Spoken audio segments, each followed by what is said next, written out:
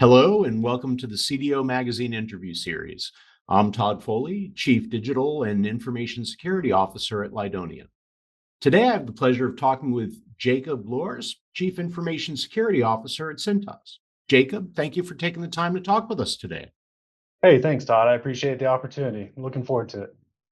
How do you keep Cintas up to date with regulatory changes? What role does that play in your strategy? I mean, you called it out. Regulatory, just the environment itself is dynamic as well. So it's a great peer to cybersecurity. Um, we stay up to date by establishing great relationships with folks that work specifically in compliance. So our compliance team and our legal teams. We self-educate on by attending conferences and webinars and events. Okay, what are some of the gotchas we need to look out for? What are the new changes coming down the pike? What are other areas that are potentially tripping up other companies? We beyond that, we go through third-party assessments, and I love a third-party assessment because that helps me more effectively identify gaps or identify areas where we need to shore up one of our processes or we need to shore up an investment that we've made in order to not have some type of finding related to an assessment that actually matters. And then when it comes to evidence gathering, and specifically, we can begin to leverage automated activity for this is to, get to a point where we don't have to go to somebody every quarter or every year and ask for that same piece of evidence to employ the technology to auto acquire, auto Right. archive, and gather that so that when it comes time to present to a regulatory body, here is our body of evidence, our artifact list. We can easily give it to you so they can make your job easier as well. Here's your schedule of tasks. We recognize what the schedule is, and this is how we're gathering it, and here you go. Makes the whole process simpler and the conversation easier so that it's less adversarial. Yeah, and I think focusing on that partnership and moving towards that continuous compliance, self-service compliance is something that every organization has, and at least on their radar. But We're let's, not fully there, not to give you that. I mean, we still have manual processes in play. yeah, But the vision as we continue to grow is to make that simpler, make it more effective, make it more automated. let me ask you more about vision, longer term vision, perhaps. Right, Sure. looking ahead. If you think, 5 to 10 years out, what's your vision for the future of cybersecurity at Cintas and across the industry? We touched on it a little bit already. We will continue to invest in increased automation. I think that's really the only way to go. We have to, uh, you know, to run successful cyber programs, you have to have a level of confidence. You often will step into an environment of chaos, and then you need to bring order to that chaos by implementing the right people and processes and technology. And then after you bring order to the chaos, you need to bring confidence to that order. So I personally believe that the best way to do that is through automated verification validation techniques, automated controls, automated response. So that's, I've said it 100 times already this call. We're going down that road. Um, the future of the cybersecurity industry, however, I think is going to be interesting to watch the next 3, 5, 10 years as we kind of move into that post-quantum world, which I know is kind of like another buzzword that keeps to be that's being Yep. kicked around at the moment. But I don't know how that's going to change the practices that we have in place. It's certainly going to change the technology that we have in place, especially when you consider the confidentiality of the information that you've already encrypted or want to encrypt in the future and how to prevent Yeah. threat actors from breaking that. So I think that's in itself going to be an interesting space to watch. Um, the automation component will continue to grow. Threat actors will continue to change their tactics. So keeping up to date with the MITRE, for example, and their attack matrix and saying, okay, where are they going to next? What are some of the real world APTs working on and how can we combat against that? What coverage do we have? You know, it's all part of the larger kind of more broad program. I makes sense, right? I love the idea that, what we have to worry about when we talk about post quantum isn't just, what we'll do in the future and when that'll become most critical, but how we're going to deal with everything we've already done in a remediation program. Right? Yeah. We've talked about post quantum. We've talked about AI. I wouldn't be complete in my buzzword bingo if I didn't ask you about zero trust, Nope. right? So how do you think about that? How do you define it, and how are you approaching that? Um, is it, to your mind, a significant evolutionary change in cybersecurity or an incremental one? We consider it an incremental change. That's the first time I've been asked that question, so kudos.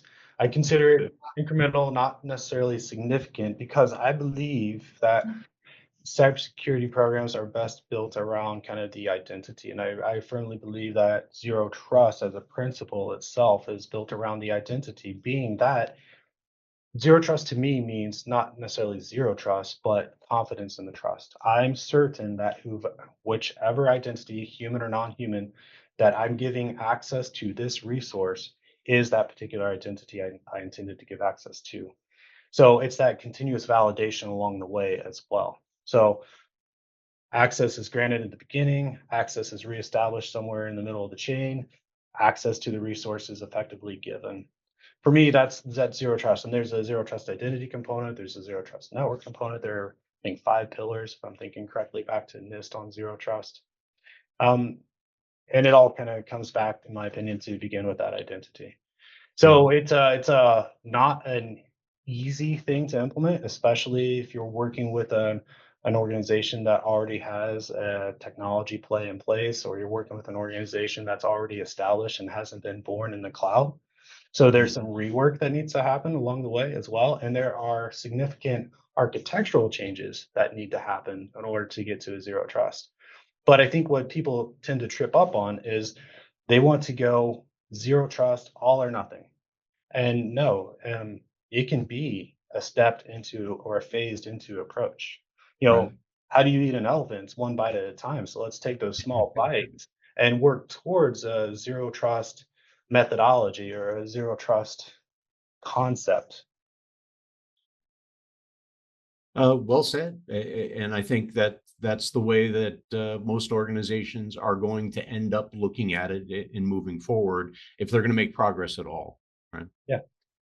Um, eh, Let me ask you, if you were to give one piece of advice to organizations who are really just in the process of doing foundational work or rebuilding or building their cybersecurity program, what would it be? Right?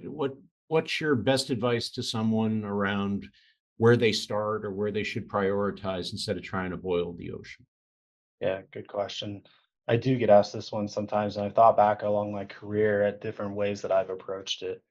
And it really comes back, you hit one of the words, which is foundations. It's going back to your foundations, going back to basics, implementing or taking a look at your, what is it, the CIS top 18 now, it used to be the top 20, focusing on those first two, establishing a true inventory of your assets, of your software, of your hardware, understanding where your threats lie by doing a risk assessment, internal, of course, but then also third party.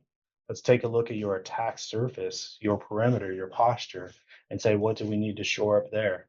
I mean, there are free services that you can even get from the Cybersecurity Infrastructure Security Agency, CISA, where they Yeah. will come and do a vulnerability assessment on your attack surface and then provide you with feedback. Okay, this is what we've seen. This is how we suggest that you correct it. But it's really that kind of back to basics approach, understanding your risk, getting the assessments done, and then it's dealing with the highest risk, lowest efforts first. We're gonna knock those out, get some of that low hanging fruit, take away the opportunities for the threat actors to exploit those vulnerabilities. Yeah. That's how I would start, and then along the lines, if you're truly intentional about building a cybersecurity program, you have to work with third-party partners through the relationships you've established and secure and invest in the right technology, the right people, and then start with intention building those right components of your program. Well said. So let me wrap up with kind of the rapid fire round, if you will. Sure. I'll ask you kind of the some questions I'm sure you've heard before, and I'll ask you to just give me a quick answer on it. And I'll start with I guess the OCD question, I would call it, because we all have a little bit of it in the security space. Thing with all the checklists we use and all the things we make sure happen. Um, for you, what's the one cybersecurity habit you never skip? Yeah, I love this one. I never walk out of my house in the morning without locking the front door, and I never walk away from my computer without locking the screen. Yep. Um, if you had to describe cybersecurity in 3 words only, what would they be? Um, it's essential, it's dynamic, uh, and it's evolving, ever evolving, if I could use four. I like it.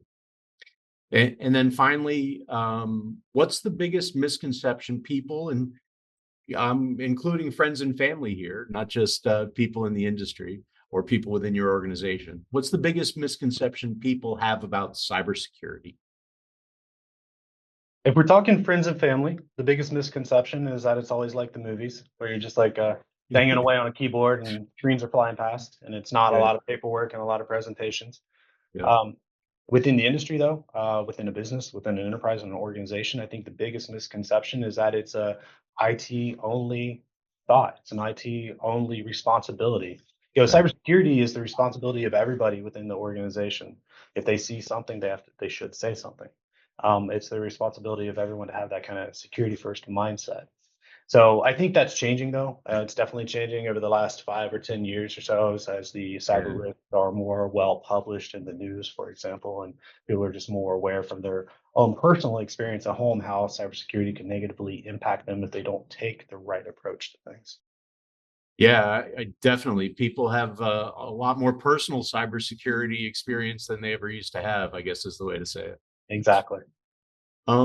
Well, thank you, Jacob, for joining me today. For our listeners and viewers, please visit cdomagazine.tech for additional interviews. And it's been a pleasure talking to you. I hope you have a great day. Well, thanks a lot, Todd. I had a great time. I appreciate the conversation. It's good talking to you.